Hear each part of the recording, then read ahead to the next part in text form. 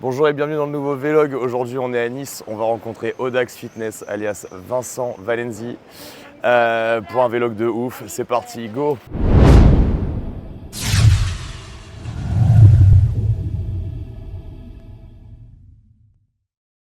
Donc Nice, ville très jolie mais très particulière dans laquelle j'ai travaillé dans mon ancienne vie. Ville qui accueille les championnats du monde d'Irox en juin et l'Irox pour monsieur et madame tout le monde dans quelques mois. J'espère que vous y serez parce que moi oui. Alors, on a rendez-vous à l'endroit où il y a le I Love Nice. Ok, et ben ça y est, on a retrouvé Vincent, Audax Fitness. Donc écoute, petite présentation, puis on va se boire un café avant de démarrer une séance. Voilà, écoute, Guillaume, on se connaît depuis un bail, on a commencé à peu près à la même... on est de la même génération, je crois. Quelle année toi? Moi je suis de 87. Bah pareil, 87, la meilleure année, un bon cru. C'est surtout qu'on s'est rencontrés à l'époque quand tu étais à CrossFit Nice. Même avant, rappelle-toi, quand j'étais chez Fabrice. Oh putain, SLV, oui, au tout début. Oui, carrément. Ouais. Ah ouais, donc ça remonte vraiment au tout début. Vraiment un bail. C'est la première génération des mecs qui ont fait du CF en vrai. Yes, j'ai suivi plus ou moins le même parcours que toi. Ouais. On a commencé au début, toi t'as fait le level 1 à l'étranger si je passe en C'est ça, ouais. Moi je l'ai passé en France, une des premières sessions c'était à Bordeaux. Ouais. Et puis après j'ai suivi un peu ton parcours, je suis parti aussi aux États-Unis bosser quelques mois à Los Angeles, à Paradiso CrossFit. Ok. Et ça a été très formateur. Énorme. Ouais, parce qu'il n'y avait pas grand chose dans la région. Et puis écoute, quand je suis revenu ici, ça a continué, ça a pris de l'ampleur le CrossFit et on s'est suivi à distance sans jamais trop se revoir beaucoup, on se parlait un peu par les réseaux. Bah surtout que toi tu as monté ta famille aussi, ton business. Exactement, ouais. Moi idem, ouais. Il a une magnifique femme et deux petites incroyables. Merci, il va complet. Tous les deux passionnés de sport de combat. J'ai retrouvé des photos que je te montrerai incroyables au VIC où tu es arbitre. Ouais, putain, ça vous allez halluciner. Tu es arbitre, tu lèves la main d'un copain à moi avec qui je suis allé faire la compète. Ouais, ça fait un bail. Je pense qu'on était 19 ans. Ouais, c'est ça, ça remonte. Donc ça remonte à un petit moment. Donc on a des passions communes, les sports de combat et plein de valeurs qu'on partage. Et c'est pour ça que ça va être notre première collab. Allez, on va au café. Go. Je te prends. Moi, ils m'ont fait passer mon monitorat de lutte. D'accord, ok. À l'époque.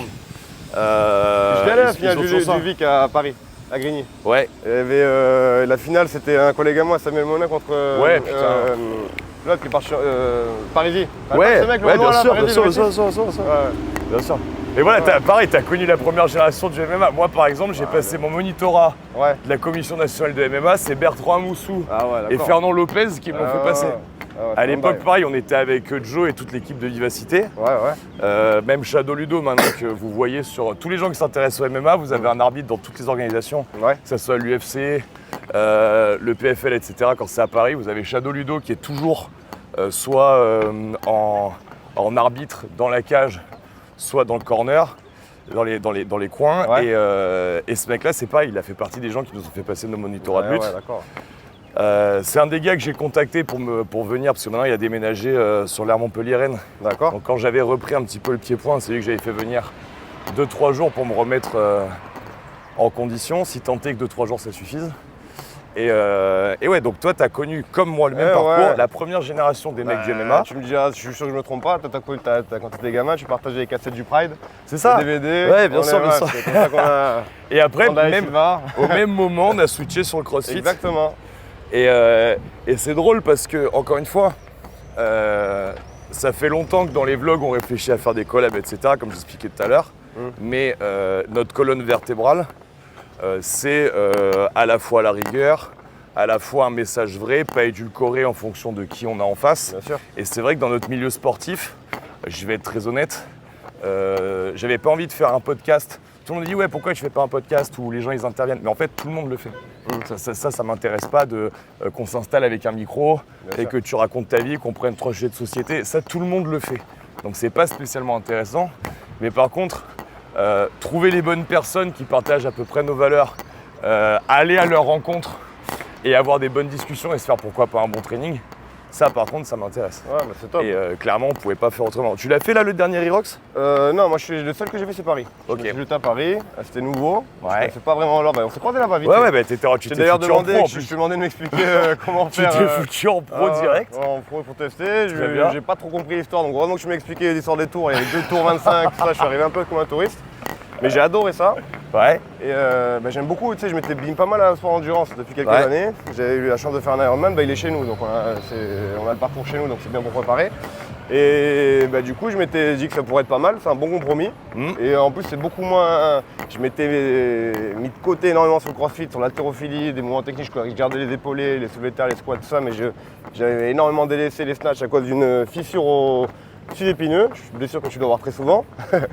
Et du coup, j'ai mis un peu de côté l'aspect compétitif, parce que je l'étais plus tout simplement. Et l'Aerox m'a redonné un petit peu goût à cet aspect. D'aller chercher un peu du monde. Alors, même pour info, vous pouvez aller voir sur sa page Insta Audax Fitness, il partage des séances gratos qui sont vraiment typées pour l'Irox. En vrai, typé pour l'Irox, ça veut rien dire. L'Irox, c'est de la préparation physique généralisée, sans trucs, qui font des gros dégâts au niveau articulaire. C'est pour ça que ça plaît énormément à tous les gens de notre génération. Moi, par exemple, depuis que je me suis remis à beaucoup bencher, mon épaule, elle est plus d'accord. Pour l'anecdote, vous ne verrez pas la vidéo, je compte sur les affiliate battle pour ne pas la diffuser. Mais là, j'ai fait les qualifiers des affiliate battle et j'ai envoyé, il y avait un complexe au snatch, j'ai envoyé des barres en muscle sauté parce que mon épaule me permet de tout faire. J'ai eu barre muscle up ou handstand walk en passant par le bench ou de la lutte. Mais par contre, elle veut plus que je snatch. Donc en fait, j'étais incapable de passer dessous, incapable de la catcher correctement. Donc c'est tout passé debout, c'est vraiment absolument dégueulasse. Donc clairement, le format Irox te permet aussi de voir une vision sur l'avenir aussi. Puis frérot, de ne pas finir désintégré du week-end. Exactement ça, t'as tout compris. Yannick qui est derrière la caméra en témoignera. On a fait 1h30 de course, on est parti se faire beau. On s'est fait une soirée d'anthologie absolue. Il n'y a pas d'images qui sont sorties parce que le caméraman ne pouvait pas filmer, tout simplement.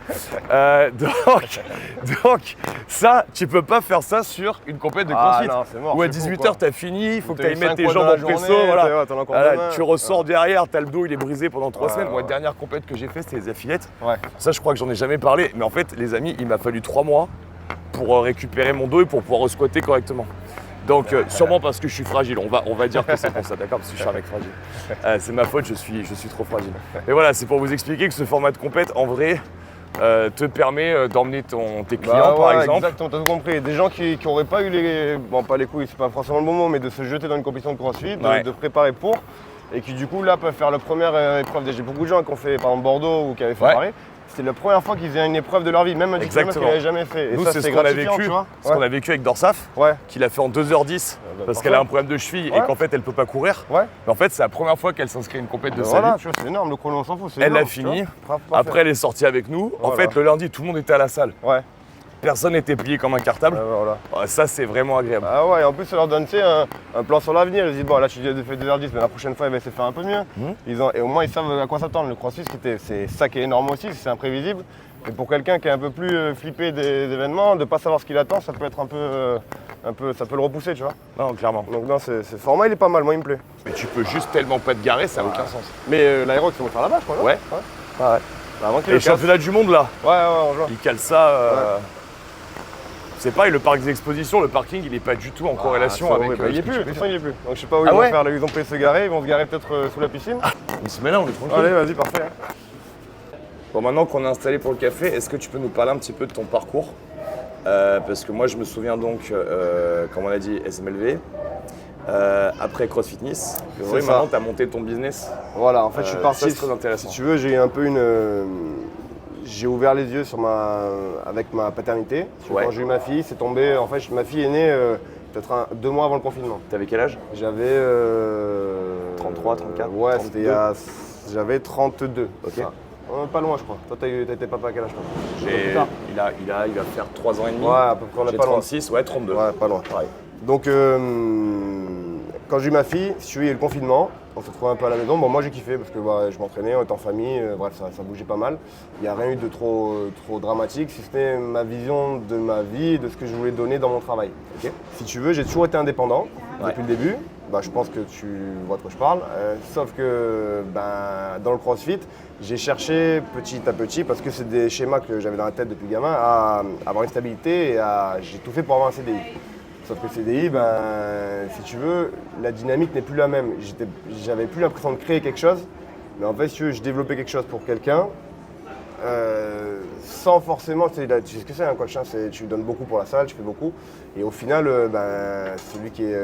tu travailles pour quelqu'un. Je travaille pour quelqu'un, voilà. Et moi, j'avais besoin, si tu veux, de créer. C'est-à-dire que de créer les séances, de les faire, de partager, de mettre vraiment ma patte dans ce que je faisais. Et surtout, pour revenir à paternité, j'avais besoin de montrer l'exemple. Parce que c'est les valeurs que je partage et de montrer à ma fille que ce que papa il dit, il le fait, quoi. Et il ne dit pas juste qu'il faut être indépendant, se développer, mais à côté, il travaille pour quelqu'un avec un contrat, respecter des heures, etc. Donc rapidement, j'ai décidé d'essayer de me lancer de me relancer tout seul. Ouais. La chance que j'ai, c'est que c'est à Nice, j'y suis depuis toujours, donc j'ai un gros réseau à Nice. Donc j'ai pu repartir dans un format indépendant où j'ai créé un autre type de section. Okay. En fait, je louais dans une salle, un créneau dans une salle de MMA, assez connue à Nice, où en fait on avait un deal où je préparais les combattants gratuitement. À l'époque, t'étais au Maccabi. Exactement ça. Ouais, j'avais suivi. Je préparais les combattants gratuitement, j'avais un petit loyer du coup en conséquence et je pouvais coacher dans une salle de prépa physique où je ramenais mes adhérents. Du coup, j'ai pu lancer un format où les gens, un peu comme une salle de crossfit, tu vois, un format un peu style OPEX comme on voyait à l'époque, ce format-là, où en fait les gens venaient pour avoir un format un peu plus individualisé. C'est-à-dire que c'était des cours avaient leur programme individualisé, au sein d'un groupe. Voilà, exactement. Tu vois, donc tu n'es pas derrière la personne à 100%, il y a un petit groupe de plusieurs personnes. Et chacun fait son bail et toi tu les coaches. Exactement, et toi tu drives. Donc ça te permet d'avoir quand même du volume sous format d'abonnement, plus cher forcément qu'un abonnement classique, mais où les gens trouvent leur individualité. Là-dessus, je t'ai suivi aussi quand tu regardes bien, parce que quand tu as lancé le programme de PM, ce que tu faisais, c'est que tu individualisais au sein d'un groupe et que tu trouvais les problèmes d'une personne pour les régler. C'est ça. Parce qu'on est tous d'accord maintenant avec le recul qu'une classe de 10 personnes qui vient toujours ensemble à la même classe de 10 personnes avec la même programmation pour ces 10 personnes, c'est compliqué d'arriver à atteindre son objectif. À la fin, c'est limité. Voilà, donc c'est énorme. Ça demande chez le coach un niveau de compétence vraiment très élevé. Nous, par exemple, dernièrement, on est revenu, c'est intéressant, je fais une parenthèse parce que tu parlais d'OPEX. Nous, sur les WOD, carrément maintenant, on en a un niveau d'individualisation sur le WOD où les coachs ont la consigne de varier le régime de contraction. Donc pour te donner un exemple, on a quelqu'un qui a une hernie discale, on ne peut pas lui faire un cours perso qu'à lui. Mais par exemple, il va faire le WOD du jour où on va intégrer de l'isométrie ou du travail excentrique sur des mouvements où les autres, exemple très simple, dans le WOD, il y a 50 air squats. Bon, nous, le mec va prendre une KB et il va en faire que 6.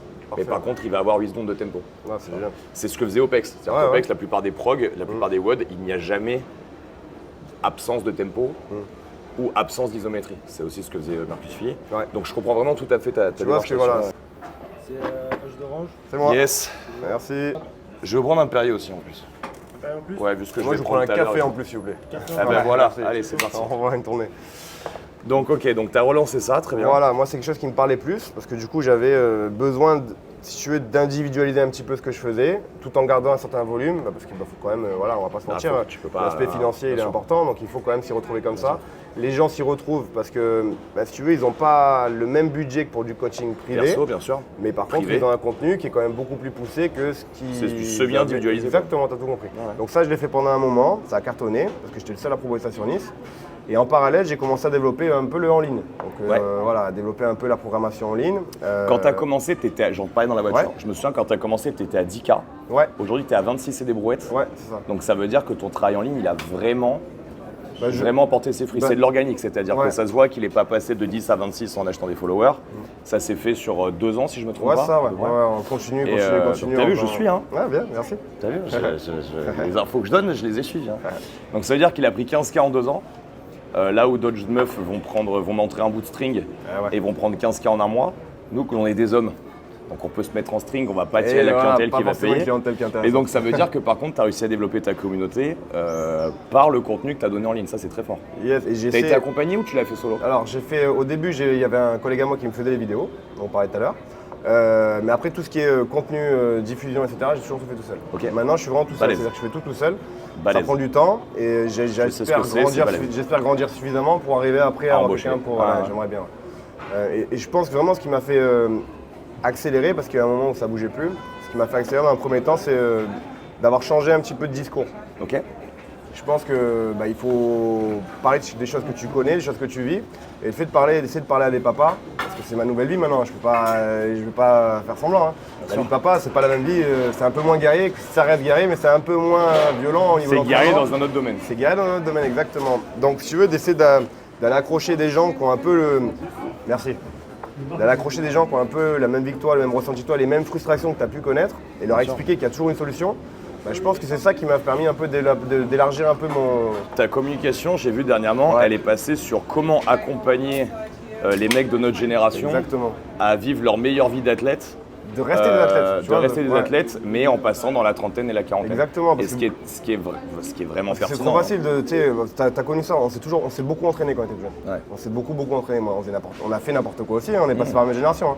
À l'époque, nos modèles dans le crossfit, c'était Bridgie, ce genre de mecs qui s'entraînaient toute la journée, il n'y a pas de programmation en particulière. Et on se défonçait matin, midi, soir, des watts de 50 minutes, on faisait de la force le matin, l'après-midi. Absolument. Le fameux 2 entraînements par jour. Voilà. J'ai un mec qui m'a envoyé un mail, il me demande une prog, parce qu'il a du temps pendant 5 mois, il peut s'entraîner 2 fois par jour et j'envoie une prog. Enfin, j'envoie des progs où il n'y a qu'un entraînement par jour. Et il me répond, ah non mais là il n'y a qu'un entraînement par jour. Et j'ai envoyé un mail. C'est le bien déjà. Gentil. Et je lui ai dit, mec, alors, si tu crois qu'en t'entraînant 2 fois par jour des séances complètes, donc j'ai expliqué comment la séance il pouvait la splitter en 2 fois, comment c'était intelligent, comment nous on avait fait l'erreur. Et pourquoi ça marche pas. Bien sûr. Bref, j'espère qu'il a compris. Il y a aussi un autre truc que tu as fait évoluer dans ta com. Et c'est drôle parce que on l'a fait quasiment en même temps. Influence ou pas, c'est même pas important. C'est que on s'est distancé à peu près au même moment du CrossFit en expliquant que vouloir tout développer en même temps était en fait un parfait mensonge. C'est-à-dire que tu peux pas développer un niveau de force convenable et de masse musculaire convenable. Je viens d'un post que tu avais fait, ça m'a fait rire parce que j'avais fait un vlog sur ce sujet un peu avant ou un peu après, je me souviens plus, mais je t'expliquais que non, si tu veux prendre de la masse et de la force, tu peux pas le faire en faisant 5 watts sur 7 et que en fait la vraie PPG c'est plus proche de l'entraînement croisé. Quand tu préparais des athlètes, j'en ai suivi des athlètes que tu préparais, quand ils avaient une lacune en latéraux, tu augmentais le bloc latéraux, tu diminuais le reste, mais tu pouvais pas leur faire croire qu'en faisant la même séance que tout le monde, tout le temps la même chose. C'est impossible. Tu peux pas, Mais c'était très cool parce que je me suis dit, ok, donc c'est bien. Il commence à avoir un courant qui explique que le 5 watts sur 7, au bout d'un moment, une fois que tu es plus débutant, donc au bout de 2 ans, c'est juste de la stagnation. Et en fait, il va rien se passer. Et moi, il y a une vidéo à l'époque que tu avais fait qui m'avait beaucoup parlé, où tu parlais de... Et c'est vrai que j'étais en plein dedans, donc ça m'a aidé ça m'a conforté d'entendre quelqu'un qui pensait quelque chose comme moi. C'est quand tu parlais de communautarisme dans le CrossFit. Tu te rappelles cette vidéo communauté, que tu as fait? Je me souviens plus si c'était, exactement, la différence entre les deux. Je sais plus si c'était un vlog ou une vidéo Insta, je sais plus, mais ça m'a percuté. Et j'ai fait, si tu veux, pendant un moment, je sais pas comment on peut appeler ça, mais un rejet du CrossFit pendant quelques mois à cause de ce genre de personnes. Tu vois ce que je veux dire, ce genre de communauté qui n'en est vraiment pas vraiment une, tu sais, qui s'enferme sur elle-même malgré toutes les bonnes choses qu'on aurait à partager dans ce sport-là, qui est un sport incroyable. Hein. Et d'ailleurs, tu vas être d'accord, et je pense que la réflexion, moi, venait de là. On a connu la même chose avec les sports de combat. C'est-à-dire qu'en fait, tu avais, quand le MMA a débarqué, tu avais cet aspect où le pratiquant de MMA, il était dans son club de MMA, mais il allait faire de l'anglaise dans un club d'anglaise, il allait faire du JJB dans un club de JJB. Donc le mec était vraiment ouvert à tout et il reconnaissait les forces de tous les sports isolés. Alors que par contre, les sports isolés, moi mon prof d'anglaise, il m'a toujours dit qu'envoyer des coups de pied c'était de la merde, que lutter c'était pas être un homme. Les mecs du JJB, ils m'ont toujours expliqué que de toute façon un combat ça se finit au sol, donc seuls les mecs du JJB peuvent s'en sortir dans la rue, alors qu'en fait dès que j'en mettais une patate de forain, pleine gueule, au sol, ah ben d'un coup, non mais ça on n'a pas le droit, tu vois. Donc, en fait on s'est retrouvés au moment du MMA à être nous ultra ouverts sur tout le monde, à aller que dans des sports qui finalement nous rejetaient. Tu vois. Et en fait il s'est passé à mon sens à peu près la même chose en CrossFit. C'est-à-dire qu'il y a eu 2 aspects. Nous, d'abord, les haltéros qui nous ont complètement rejetés. Pourtant, grâce à eux, on a reparé. Qui parlait de l'haltéro, rappelle-toi? Je sais pas quel club il y avait chez toi. Moi, il y avait un pauvre club. Personne. Sans leur chez lui, non, on va pas donner de nom. Mais un pauvre club qui n'avait pas de budget, il n'y avait personne, il y avait des adhérents. Je voyais les mecs, on aurait tous cousins. Et maintenant, et après, ils se sont retrouvés à tripler l'effectif. Bien sûr. À faire des ils ont des meufs à gogo. Moi, le premier gars que je suis allé vous chercher pour l'haltéro, il m'a dit non, vous pouvez pas avoir de femmes, c'est pas possible. Les femmes, elles font pas d'haltéro. Il a débarqué. Le podium au niveau régional, c'est que les crossfitters. Il avait 70 ans. Il a débarqué à la salle, il y avait 25 personnes. Je me souviens, c'était en 2014. Il n'a pas réussi à prendre la parole pendant 10 minutes, tellement il était choqué du monde qu'il y avait. Donc je comprends tout à fait. Et c'est clair que cet aspect, nous on fait du CrossFit, on est ouvert super à tout, qui a été la première génération. Est devenu derrière 4 ans après, non mais de toute façon je fais pas de CrossFit, t'es une merde. Le développé couché c'est pas du CrossFit. La muscu, c'est l'équilibre du quoi, tu fais ça pour ton physique? Ah non mais moi tu me dégoûtes, moi je fais ça que quoi. Donc c'est pour ça que j'ai fait cette vidéo à l'époque en expliquant vraiment que les mots sont hyper importants et on te parle de communauté CrossFit qui n'existe pas. Moi, je l'ai bien connu, la communauté qui n'existe pas. Moi, We Are Athletic, c'est la communauté que moi, je me suis créée. La communauté CrossFit, elle n'existe pas. Et cette communauté est en fait un immense communautarisme où en fait, elle s'est construite sur le rejet de toutes les autres disciplines. Et là, ça commence à changer parce qu'il y a des mecs comme moi qui ont bossé, des mecs comme toi à ton échelle, qui expliquent que, en fait, selon tes objectifs, déjà, résumer la préparation physique, tu parlais d'Ironman, résumer la préparation physique à ton temps à Fran ou à Murph, ça a vraiment aucun sens. Ta rep max ta rep max au squat, ça a aucun sens. Ensuite, opérationnel, mais opérationnel à quoi? Exactement. Parce que un force spécial, il n'a pas besoin de squatter 200 et il va beaucoup plus s'étirer sur l'aérobie. Et puis on a fait partie de ces catégories, on était des crossfitters avec un niveau correct, on n'était pas capable de courir 10 km sans cracher des poumons, tu vois. Clairement. Moi je le raconte tout le temps, la première fois que j'ai fait un bivouac. Ce que tu as fait la dernière fois, voilà, emmène-les là-bas. Tu prends les meilleurs athlètes, je suis pas sûr qu'il y en ait beaucoup. C'est ce que j'ai expliqué, moi j'ai squatté 200, 2 mois après je suis parti marcher avec Orlan avec un sac de 30 kg sur le dos, au bout de 800 mètres j'ai posé mon sac parce que j'avais une sciatique. Donc grosse remise en question. Donc prêt à tout, pas vraiment. Voilà, prêt à tout, mais non en fait. T'es prêt à tout qui dure moins de 20 minutes. Voilà, t'as tout compris. Sauf que une vraie OP, ça va pas durer 20 minutes, et si moi au bout de 20 minutes je suis complètement oxy, voilà, je vais mal le vivre. Tu vois des mecs comme Yannick qui est derrière la caméra aujourd'hui, c'est un gars, là on est monté alors, je vais peut-être pas appeler ça de l'alpi pour les puristes, mais la rando qu'on a fait lundi, ça a quand même vraiment vrillé pas loin de l'alpi à un moment. Ce mec-là, sur un floor de CrossFit, il a pas la moitié de mon niveau, sauf que moi j'ai pas réussi à le suivre. Dans la montée. Tu vois, donc tu peux dire. En fait, oui, alors il dit je suis un pratiquant modeste. Oui, dans une salle de CrossFit, c'est un pratiquant modeste. Et dans d'autres domaines, il me mange largement la soupe sur la tête. On est parti. J'ai emmené l'équipe en team building à Monetti-les-Bains une semaine au ski. Voilà, alors moi je suis le champion de la salle de CrossFit du groupe avec Orlan. Mais lui, il était en train de me filmer, en train de manger la poudreuse, la tête en avant, en snow, à l'envers, tu vois, en descente. Donc tu vois, on est sur un autre niveau. Et en vrai, si on rentre vraiment dans le détail de l'entraînement cognitif, de la proprioception, etc., le mec me mange 10 fois la soupe sur la tête alors qu'il n'a pas, c'est parce que il a pas la moitié. Enfin, c'est ça qui est beau, c'est tellement vaste que tu vois, tu peux pas t'enfermer dans une salle et te dire je suis champion parce que j'ai fait un Fran à Et si tu te remets un petit peu en question, dès que tu sors un peu de ta salle, tu vois qu'il y a des gens à qui tu manges la soupe sur la tête, dans plein de domaines, et dans d'autres domaines, t'es juste débutant quoi. Mais tu vois, ce genre de domaine dont tu parles, quand on était plus jeune, il nous intéressait pas. Pas du tout. Tu vois, moi, tu me vas à la montagne, mais qu'est-ce que je m'en bats les cacahuètes. D'ailleurs, je pense que je suis nul en dehors d'une salle de CrossFit parce que pendant 10 ans, j'ai rien fait en dehors. Je suis pas allé nager, je suis pas allé dans la montagne. J'en vois pas intérêt, tu vois. C'est une perte de temps alors. Et aujourd'hui, maintenant que je suis papa, j'ai envie de me mettre des baffes. Bien sûr. Parce que je vois des mecs comme eux qui ont fait de l'outdoor toute leur vie et je me dis, mais en fait, putain, je suis à la rue. Et même, je dis demain, il y a un drame. Un drame, une galère. C'est pas notre Fran qui va nous aider. C'est pas d'attraper une barre qui va faire quelque chose, tu vois. Attends, tu dois porter quelqu'un sur le dos. Non, tu vois, demain il y a un drame, tu dois courir de point A au point B. Tu es obligé de rentrer chez toi parce que t'as pas de moyen de transport et qu'il faut aller sauver ta famille. Je vois pas en quoi, c'est sûr c'est un plus, mais il faut quand même être capable de faire autre chose. Mais c'est intéressant parce qu'on a cette paternité qui a switché. Moi, ça m'est arrivé quand Karine est tombée enceinte et encore une fois, on était en plein confinement. Où je me suis dit, mais en fait, je pense que. Alors, j'ai pas été dans l'erreur parce que, en fait, le niveau d'expertise qu'on a développé pendant 10 ans dans ce sport nous a donné notre compétence générale, nous a donné notre professionnalisation, notre niveau de compétence plus élevé que la moyenne, donc c'est pas un regret, tu vois. Non, mais c'est vrai que c'est important que, voilà, passer la trentaine, passer un cap personnel, on ait cette réflexion et qu'on en soit un peu revenu. Tu vois, c'est bien. Et puis, je pense que c'est bien pour nos clients. Bien sûr. Parce qu'à une époque, alors attention, c'est une confidence que j'ai déjà fait, mais moi j'ai déjà poussé des gens à gerber à la séance d'essai en leur expliquant que comme ils n'avaient pas vomi, c'était pas des vrais. Tu vois, j'ai vu quelqu'un il n'y a pas longtemps qui m'a connu à cette époque et qui m'a dit ouais franchement à l'époque, tu te rends compte que c'était too much, mais à 100%. Donc même pour nos clients, qu'on soit revenu à une forme d'équilibre là-dedans, ça nous permet de faire des individus en bien meilleure santé, bien plus équilibré, c'est certain. Donc toi, tu as eu ce business-là que tu as développé comme ça, et donc le en ligne, comment ça fonctionne? Ça a bien pris? C'est quoi ta clientèle? C'est quoi qui a... La clientèle, je suis à 98%, c'est des bonhommes, c'est-à-dire c'est des mecs, parce que c'est une communauté à laquelle je parle. C'est l'image que tu as c'est parce que c'est le thème que j'aborde le plus. La moyenne d'âge, c'est entre 35 et 50 ans. Voilà, des mecs qui veulent continuer, qui ont eu un niveau sportif ou qui veulent tout simplement s'y remettre. Génial. Qui partagent mon point de vue en termes d'entraînement fonctionnel parce que je suis quand même resté sur l'entraînement fonctionnel, fonctionnel au sens très large. Il y a des curls, il y a ce genre de mouvements qui sont pour moi, qui font partie pour moi, voilà, super important. qui est super important pour être plus fonctionnel, on est d'accord.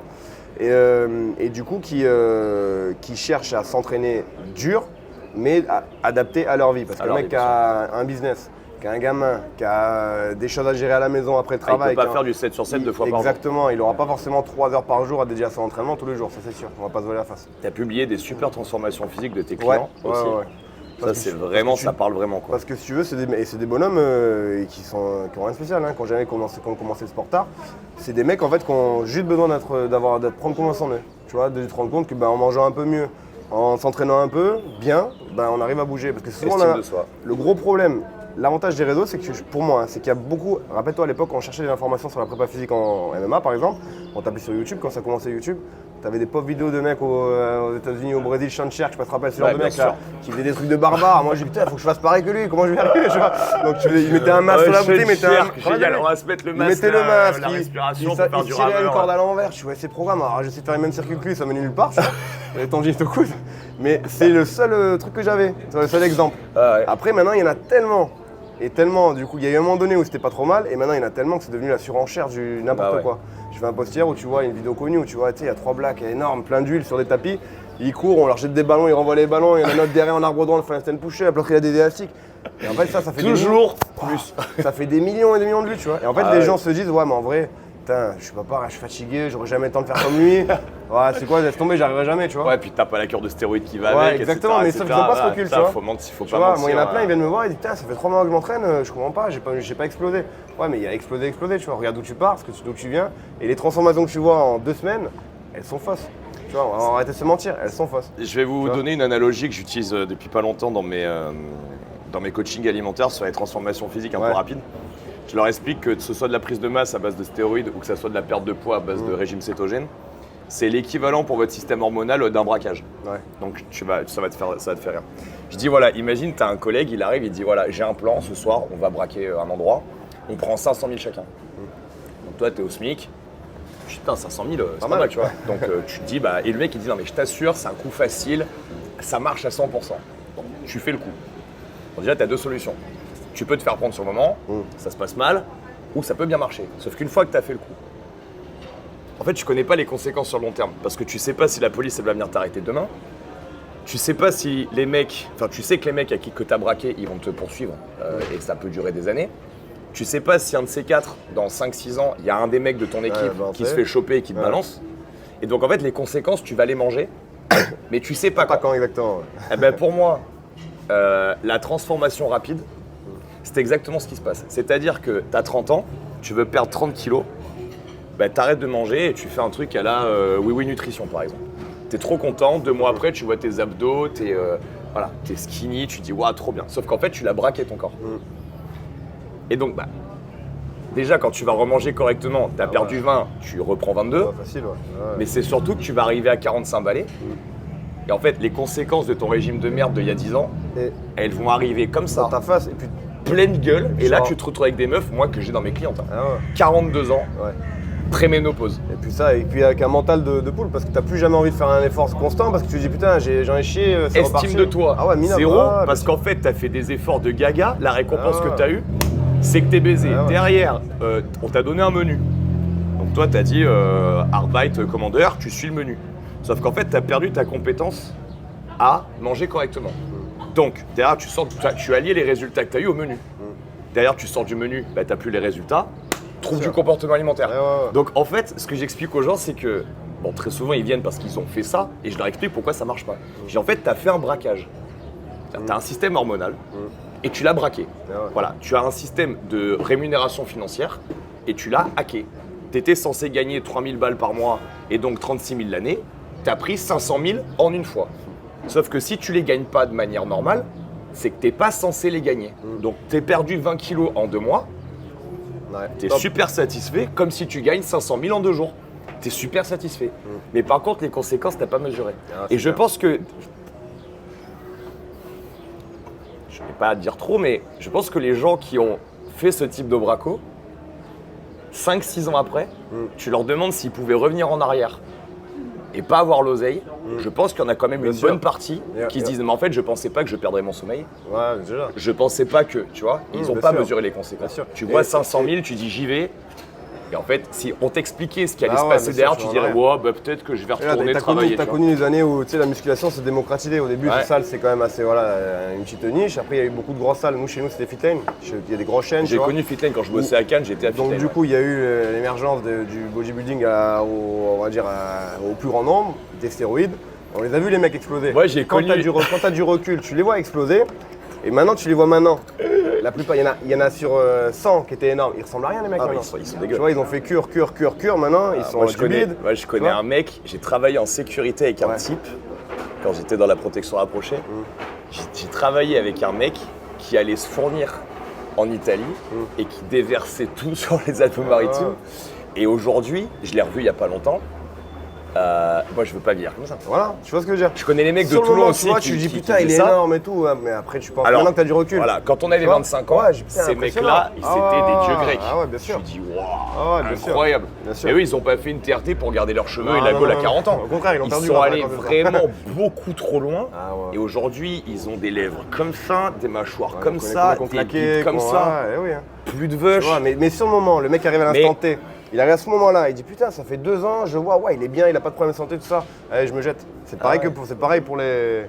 Bonjour. Non. Non, c'est pas nous. Non. Non, mais on est complètement. T'arrives à ce moment-là, tu dis putain, pourquoi pas. Mais en fait, c'est comme une meuf qui a perdu, comme tu dis, qui a des abdos, qui a perdu en un mois. Et après, quand tu prends du recul, tu dis ouais, en fait, peut-être que maintenant, je me cague un peu, tu vois. Et alors, disclaimer pour les femmes, c'est d'autant pire. C'est-à-dire qu'autant un mec qui fait une cure de stéro, bon, s'il en fait qu'une et que ça dure 3 mois, why not. Bien sûr. Mais on n'est pas en train de vous pousser à le faire. Non, je vous explique juste comment ça fonctionne. Si vous tombez pas dans le bodybuilding, bon, c'est grave, vous allez le payer, mais c'est pas aussi grave que ce que ça pourrait si vous le faites pendant 10 ans, c'est normal. Mais par contre, les meufs, au niveau des dégâts hormonaux, moi j'ai des femmes qui ont pris plus 20 parce qu'elles ont fait des régimes femmes actuelles pendant 5 ans quand elles avaient 25 ans. En fait, à 25 ans, elles ne le payaient pas du tout. Elles sont arrivées à 40 ans, thyroïde qui s'est éteinte. Et tu demandes comment elles tiennent, hein. Parce qu'il y en a, elles te racontent des fois, elles font du crossfit, elles s'entraînent du coup pour 2 fois par jour alors qu'elles ont une vie à côté. Elles bouffent rien, plus de sucre, que du gras. Et je comprends pas, mais je maigris pas. Ouais, mais je comprends pas comment elles tiennent debout, et en plus, elles maigrissent pas. Alors, elles maigrissent pas, Et le jour où elles se remettent à manger un truc, paf. Elles explosent.